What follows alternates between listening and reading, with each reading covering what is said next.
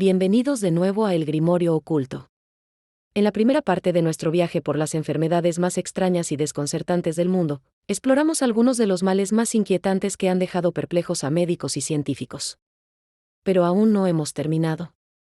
Existen más enigmas por desvelar, más enfermedades que desafían toda lógica. En esta segunda parte, profundizaremos aún más en aquellas dolencias que parecen sacadas de una pesadilla, condiciones tan raras y misteriosas que siguen sin explicación clara. ¿Qué otras sorpresas nos esperan en el mundo de la medicina y lo desconocido? Prepárate, porque lo que viene te dejará sin palabras.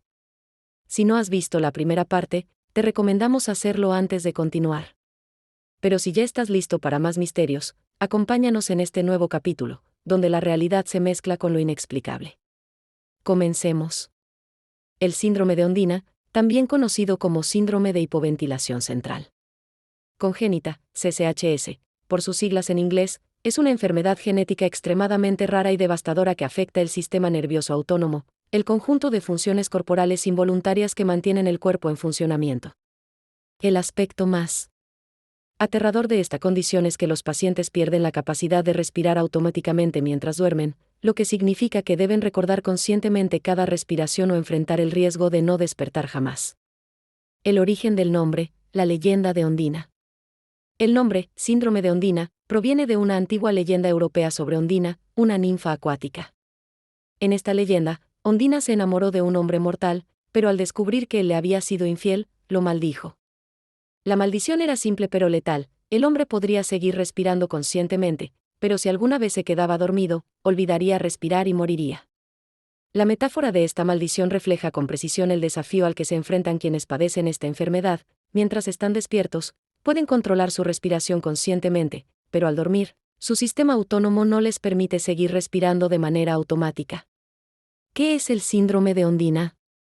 El síndrome de hipoventilación central congénita es una afección genética que afecta el control automático de la respiración. Bajo condiciones normales, el cerebro, a través del tronco encefálico, regula la respiración automáticamente, tanto cuando estamos despiertos como dormidos. El cerebro percibe los niveles de dióxido de carbono y oxígeno en el cuerpo y ajusta la respiración en consecuencia, sin que seamos conscientes de ello. En las personas con síndrome de Ondina, este mecanismo está gravemente afectado, lo que hace que su cerebro no envíe las señales necesarias para respirar mientras duermen. La falta de respiración adecuada durante el sueño puede provocar una hipoventilación severa, lo que significa que no respiran lo suficiente para eliminar el dióxido de carbono del cuerpo. Esto puede llevar a una acumulación de dióxido de carbono en la sangre, hipercapnia, y a una reducción de los niveles de oxígeno, hipoxia, lo que puede resultar en daños cerebrales, coma y, en última instancia, la muerte si no se trata. Causas y genética. El síndrome de Ondina es causado por una mutación genética, principalmente en el gen POX2B, que juega un papel crucial en el desarrollo del sistema nervioso autónomo. Este gen es responsable de regular funciones involuntarias como la respiración, el ritmo cardíaco, la digestión y la respuesta al estrés.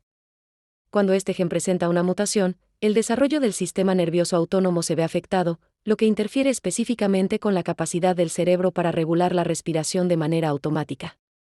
La enfermedad suele ser congénita, lo que significa que está presente desde el nacimiento, aunque en algunos casos raros puede manifestarse más tarde en la vida. Se considera una enfermedad autosómica dominante, lo que significa que un solo gen mutado es suficiente para que una persona desarrolle la enfermedad. Aunque es extremadamente rara, las familias que tienen antecedentes de la mutación genética en el gen POX2B tienen una mayor probabilidad de transmitirla a la siguiente generación. Síntomas. El síntoma principal del síndrome de Ondina es la incapacidad para respirar de manera automática mientras se duerme. Los bebés nacidos con esta afección suelen presentar signos de dificultad respiratoria poco después del nacimiento, como respiraciones superficiales o pausas prolongadas en la respiración mientras duermen. En algunos casos, los bebés parecen respirar normalmente mientras están despiertos, pero experimentan graves problemas respiratorios durante el sueño. Además de los problemas respiratorios, el síndrome de Ondina puede causar una serie de otros síntomas que afectan el sistema nervioso autónomo. Entre los síntomas más comunes se incluyen hipoventilación nocturna. Durante el sueño, los pacientes no respiran adecuadamente, lo que provoca niveles bajos de oxígeno en la sangre y niveles altos de dióxido de carbono. Esto puede llevar a dolores de cabeza al despertar, fatiga extrema y problemas cognitivos.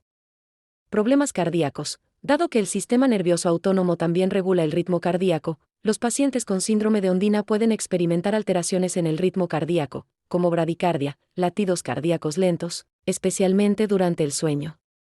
Trastornos del tracto gastrointestinal, debido a que la motilidad intestinal también es controlada por el sistema nervioso autónomo, los pacientes pueden experimentar problemas digestivos, como dificultad para tragar o estreñimiento crónico.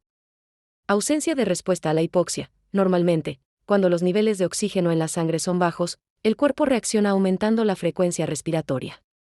En los pacientes con Ondina, esta respuesta natural no se activa de manera efectiva, lo que los hace vulnerables a episodios de apnea e hipoxia. Problemas oculares. Algunos pacientes presentan anomalías en el control autónomo de los movimientos oculares, lo que puede provocar dificultades visuales y parálisis de los músculos oculares. Diagnóstico. El diagnóstico del síndrome de Ondina se basa principalmente en los síntomas clínicos y en pruebas genéticas para identificar mutaciones en el gen POX2B. Debido a que esta enfermedad es muy rara, los médicos pueden tardar en diagnosticarla, especialmente si los problemas respiratorios solo se manifiestan durante el sueño.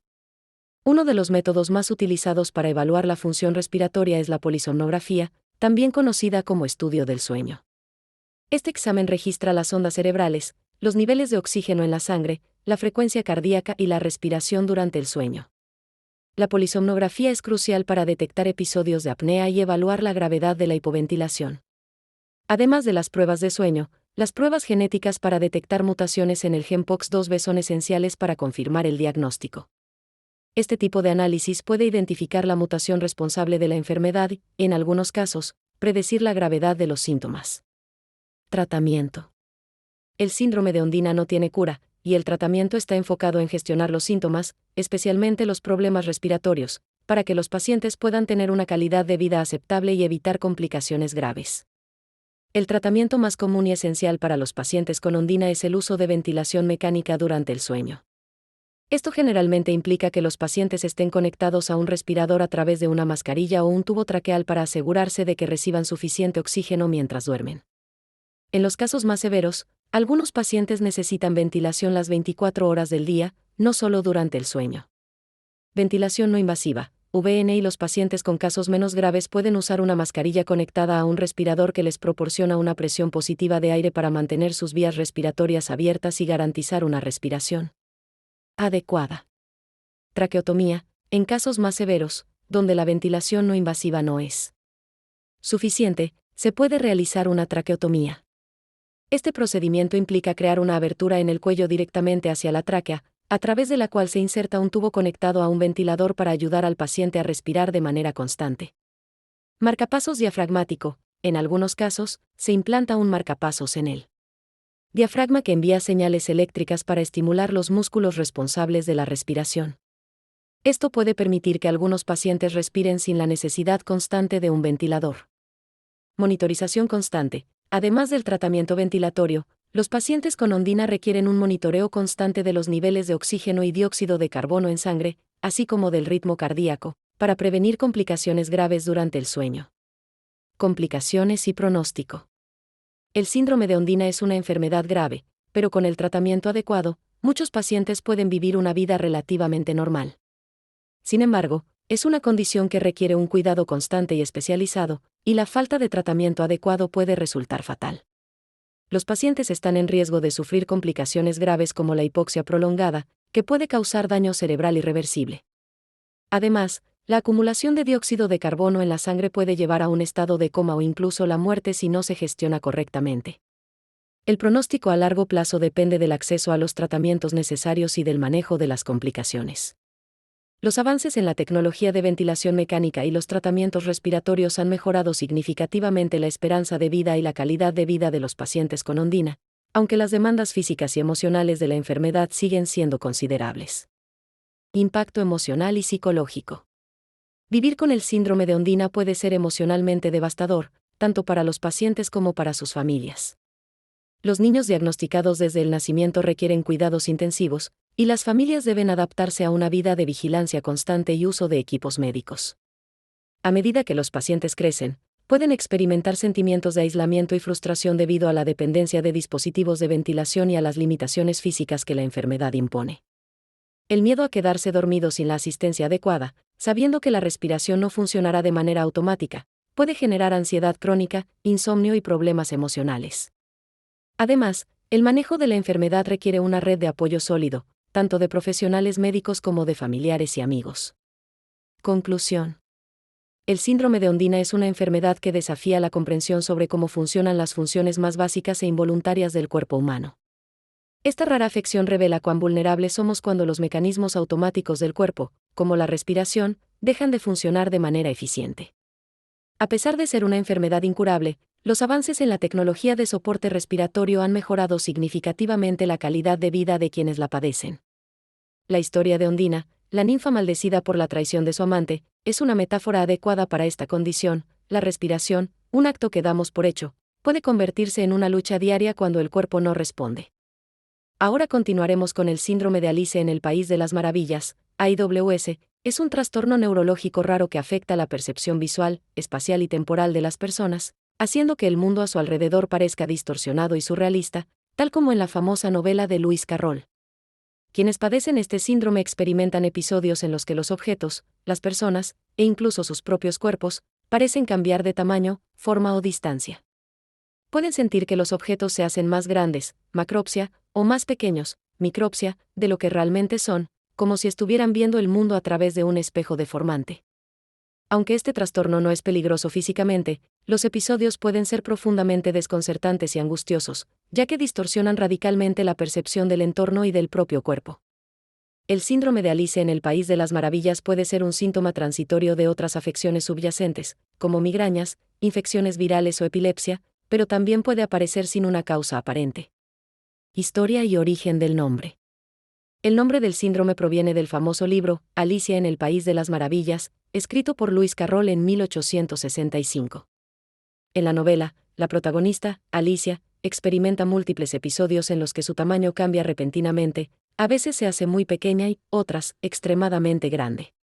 Estas distorsiones de tamaño y espacio recuerdan mucho a los síntomas que experimentan las personas con este síndrome. El nombre fue propuesto por primera vez por el psiquiatra británico John Todd en la década de 1950. Todd observó que muchos de sus pacientes con migrañas y epilepsia sufrían episodios de alteraciones visuales y sensoriales que parecían reflejar las experiencias descritas por Lewis Carroll en su famosa obra. Curiosamente, se ha sugerido que el propio Carroll pudo haber sufrido este síndrome, ya que padecía fuertes migrañas, lo que pudo inspirarlo a escribir las descripciones surrealistas que se encuentran en su libro. Causas del síndrome de Alice en el País de las Maravillas. El síndrome de Alice en el País de las Maravillas no es una enfermedad en sí misma, sino más bien un conjunto de síntomas asociados con una disfunción en el cerebro, específicamente en las áreas que controlan la percepción visual, espacial y la interpretación del tiempo. A continuación, se describen algunas de las principales causas conocidas o sospechosas de este síndrome. Migrañas. Descripción. La causa más común del síndrome de Alice en el País de las Maravillas es la migraña. Muchas personas que padecen migrañas experimentan auras visuales, distorsiones sensoriales que preceden o acompañan al dolor de cabeza. Estas auras pueden incluir la percepción alterada del tamaño, forma y movimiento de los objetos, lo que puede desencadenar los síntomas del síndrome. Teoría. Se cree que las migrañas causan cambios en el flujo sanguíneo del cerebro, afectando temporalmente las áreas que procesan la información visual y sensorial, lo que lleva a distorsiones de la realidad. Infecciones virales. Descripción. Otro desencadenante común del síndrome es la infección viral, especialmente el virus de Epstein-Barr, que causa la mononucleosis. En algunos casos, las infecciones virales pueden inflamar o afectar el cerebro, lo que provoca distorsiones sensoriales. Teoría. Se cree que las infecciones virales pueden provocar inflamación temporal en las áreas del cerebro encargadas de la percepción visual, lo que desencadena episodios del síndrome. Epilepsia. Descripción. Las personas con epilepsia, especialmente epilepsia del lóbulo temporal, también pueden experimentar episodios de alteración de la percepción similares al síndrome de Alice en el País de las Maravillas. Durante una crisis epiléptica, las neuronas del cerebro se activan de manera anormal, lo que puede afectar la forma en que el cerebro procesa las señales visuales y sensoriales. Teoría. La epilepsia interfiere con la actividad eléctrica normal del cerebro, lo que puede alterar la percepción del tamaño, la distancia y el tiempo durante las convulsiones o auras epilépticas. Problemas neurológicos. Descripción. Además de la epilepsia y las migrañas, Otras condiciones neurológicas, como tumores cerebrales, lesiones en el cerebro o enfermedades neurodegenerativas, pueden afectar las áreas del cerebro que procesan la percepción espacial y visual, desencadenando episodios de distorsión. Teoría: las áreas del cerebro afectadas pueden enviar señales erróneas o alteradas al sistema nervioso, lo que distorsiona la forma en que el cerebro interpreta el tamaño y la forma de los objetos y del propio cuerpo. Uso de drogas o alucinógenos. Descripción: algunas drogas psicoactivas y alucinógenas, como el LSD o la psilocibina, pueden inducir experiencias de percepción alterada que son muy similares a los síntomas del síndrome de Alice en el País de las Maravillas. Estas sustancias afectan las vías neuronales que regulan la percepción sensorial y visual, lo que lleva a la distorsión del tamaño y la forma de los objetos. Trastornos psiquiátricos.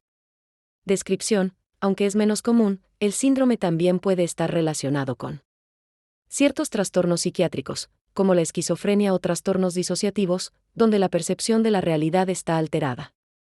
En estos casos, el síndrome puede manifestarse como una parte de una disociación más amplia de la realidad.